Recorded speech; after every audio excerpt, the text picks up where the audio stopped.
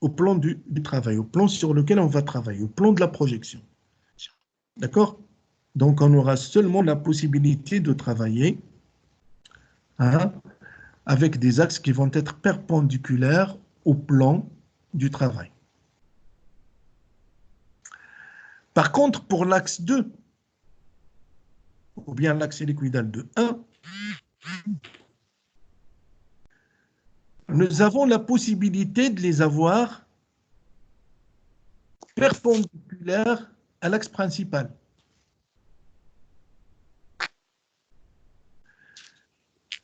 C'est-à-dire parallèle au plan du travail. Parallèle au plan du travail. Dans ce cas, est-ce qu'il y a un problème?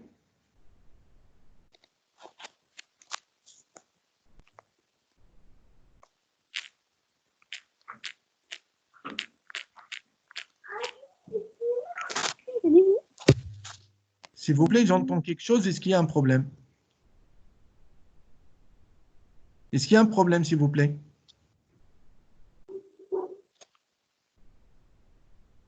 Est-ce que vous m'entendez?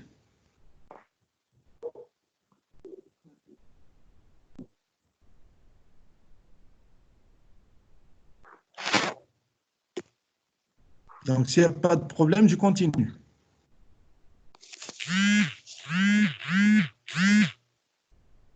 S'il vous plaît, arrêtez vos micros.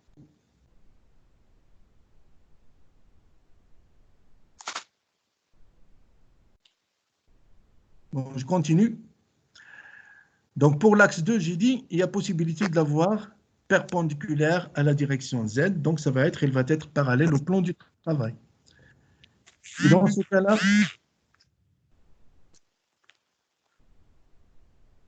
s'il s'agit d'un axe d'ordre 2, il sera représenté par une flèche.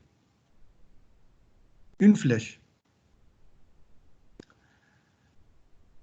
Donc, regardez, attention, s'il vous plaît, il sera représenté par une flèche. Et si j'ai un axe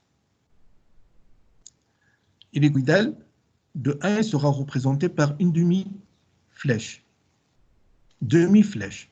Donc, si vous voyez une demi-flèche, sachez que c'est un axe hélicoïdal de 1. Et si vous voyez une flèche, donc c'est un axe direct propre d'ordre 2.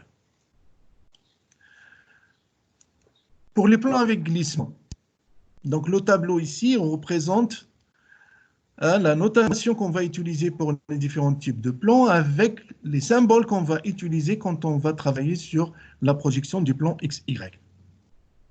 Donc pour un miroir simple, il n'y a pas de translation, il est noté M. Comme on avait vu avant, si le miroir est perpendiculaire, s'il vous plaît, au plan XY, il sera représenté par un segment en gras. Et s'il est parallèle au plan de la projection, c'est-à-dire s'il est parallèle à XY, regardez s'il vous plaît, on le représente avec deux segments qui représentent un angle gamma. Ça veut dire un angle qui dépend de la valeur de l'angle pour chaque système. Donc s'il s'agit d'un tétraèdre, ou bien, enfin, s'il s'agit d'un cubique, pardon, d'un quadratique, vous savez que l'angle est égal à pi sur 2. Donc je vais avoir deux segments perpendiculaires comme ça, qui présentent un angle de pi sur 2. Si j'ai un système hexagonal, vous savez que l'angle gamma est égal à 120 degrés. Donc, les deux segments ne vont pas être perpendiculaires. Ils doivent avoir un angle de 120 degrés. Dans ce cas-là, je n'ai pas de glissement, s'il vous plaît. Pour un plan qui présente une translation axiale, ça veut dire une translation suivant une des trois directions principales.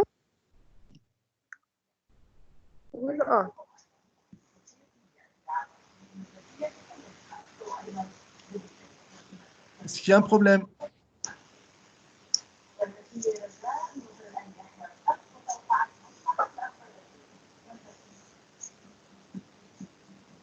S'il vous plaît, est-ce qu'il y a un problème? Non. Je continue donc.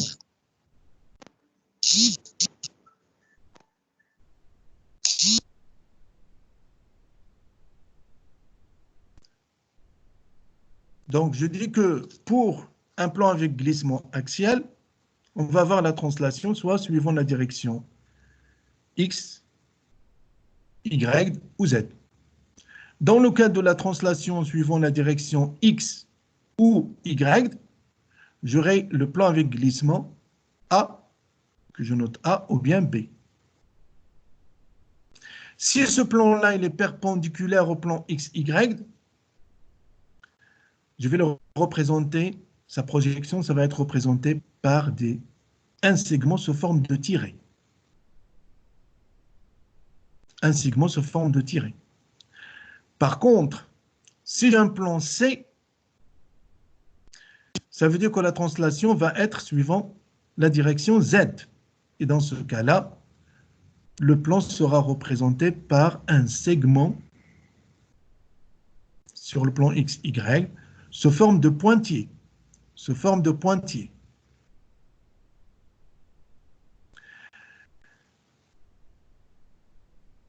Dans le cas où le plan avec glissement il est perpendiculaire, pardon, il est parallèle au plan du travail, uniquement pour A, le plan A ou le plan B, on peut avoir ce cas. Parce que la translation, elle est suivant X ou bien suivant Y, et la translation doit être parallèle au plan de symétrie. Dans ce cas-là, il sera représenté par deux segments avec une flèche sur un segment qui montre le sens de la translation, la direction de la... D'accord? Donc pour A, ça va être vers le bas, la flèche, et pour B, ça va être sur le segment horizontal. Parce que toujours, la direction Y, elle est parallèle à nos yeux. Donc, ça prend toujours la direction horizontale.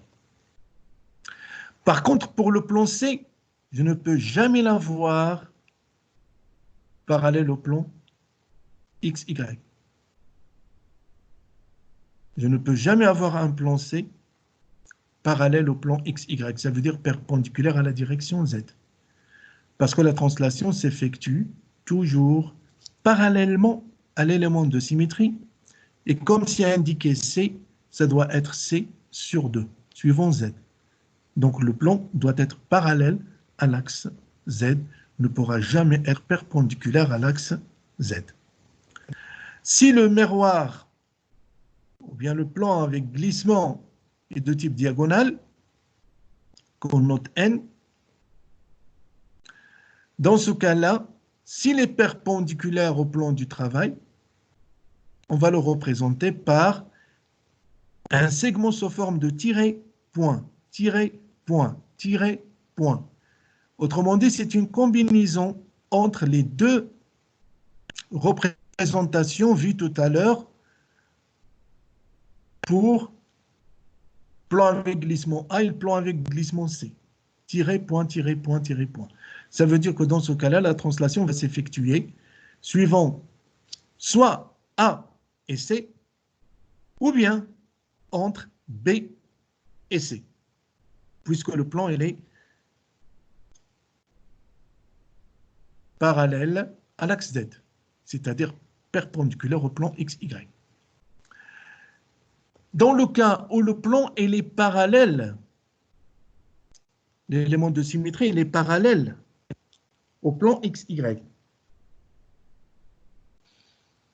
Donc ça veut dire que la translation va être effectuée suivant la direction intermédiaire entre A et B. A plus B sur 2. Dans ce cas-là, on le représente avec deux segments perpendiculaires D'accord? Et avec une flèche intermédiaire dans la direction diagonale. Donc, ça montre la direction de la translation. Donc, votre attention, s'il vous plaît. Les flèches montrent qu'il y a la translation et nous indiquent la direction de la translation. Pour le miroir type diamant, qu'on note D, d'accord? Comme j'ai dit tout à l'heure, hein, qu'on trouve uniquement dans la structure diamant. Regardez comment on représente ces plans-là. Quand ils sont perpendiculaires à la direction, enfin, perpendiculaires au plan X, Y. Donc, c'est des tirés-points, tirés-points, tirés-points, mais on rajoute une petite flèche au milieu. On rajoute une petite flèche au milieu, hein, pour les distinguer par rapport au plan de type N. La flèche, soit vers la droite ou bien vers la gauche, tout dépend de la translation, dans quelle direction on va la faire. Mais regardez, s'il vous plaît, la translation, ce n'est pas un demi, c'est un quart. Dans le cas où le plan il est parallèle au plan du travail XY, donc on va utiliser presque les mêmes notations que pour le plan N, deux segments avec une flèche qui va être dans le sens intermédiaire, ou bien une flèche à l'extérieur, présentée comme ceci. Bon, s'il vous plaît, pour les plans diamants, ne vous cassez pas trop la tête avec, parce qu'on les trouve uniquement dans la structure de type diamant. Et vous allez étudier la structure diamant, je pense, avec mon collègue, M. Al-Hadrami.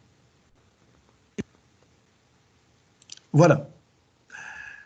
Donc, pour ce type de symétrie, la symétrie de position, il faut introduire la translation. Donc, ça veut dire quoi?